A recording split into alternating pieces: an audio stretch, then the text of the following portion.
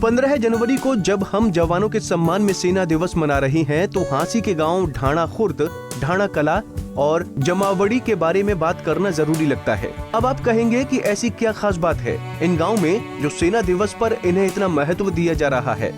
तो बता दें कि इन तीनों गांव की मिट्टी में कुछ ऐसा है कि जो यहाँ के युवाओं के सिर पर बड़ी से बड़ी पढ़ाई के बाद भी आर्मी में भर्ती होने का जुनून सवार है।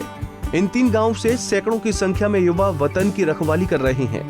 इतना ही नहीं, तीनों ही गांव में 600 से ज्यादा रिटायर्ड कर्मचारी भी मौजूद हैं। जी 2005 में रिटायरमेंट हुआ था। तो आपने कितने टाइम तक सेवा की और कहाँ सेवा की? मैं 15 साल 3 महीने सेवा की। फर्स्ट पोस्टिंग मेरी श्रीनगर की थी, उसके बाद में फिर मैं अखनूर में आ गई थी। तो आपके परिवार से आर्मी में हैं अभी भी? अभी नहीं है फिलहाल। तो आपके गांव में जो काफ़ी युवा हैं जो आर्मी में हैं, क्या लगता है आपको इसके बारे में? बड़ा अच्छा है, मतलब हम भी मतलब गौर करते हैं उनके ऊपर और उनकी प्रैक्टिस करवाते हैं।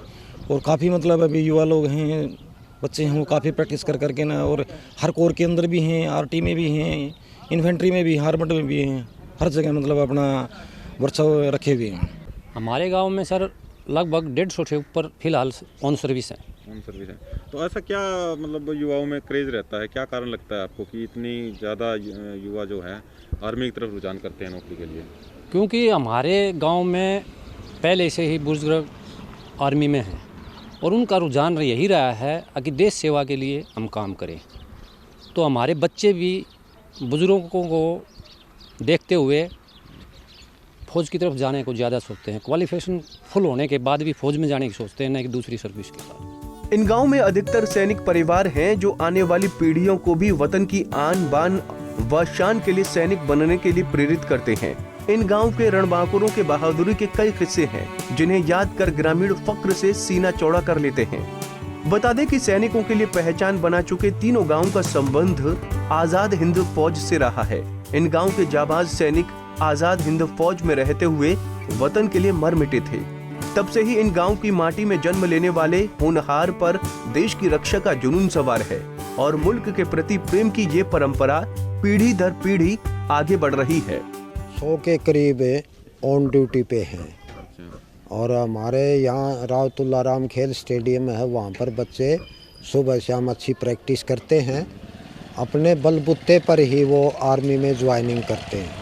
तो आप कब रिटायर हुए थे? मैं 2001 में एयर डिफेंस आरटी से रिटायरमेंट हुआ हूँ और लगभग 150 के करीब हमारे गांव में एक्स सर्विसमैन भी हूँ। तो क्या लगता है इतना मतलब जुनून है बच्चों में आर्मी में जाने का? गाँव जुनून ऐसा है जी, सिविल में इतनी सर्विस मिलती नहीं है और न ही सिविल के काबिल IAS अफसर वगैरह के लिए बच्चे इतने क्वालिफाइड हैं। तो ज़्यादातर लोग देहात में क्या करते हैं कि अपने बलबूते पर फिजिकल फिट हो करके और आर्मी की तरफ ज़्यादा रुझान करते हैं। गांव से कोई शहीद भी हुए हैं?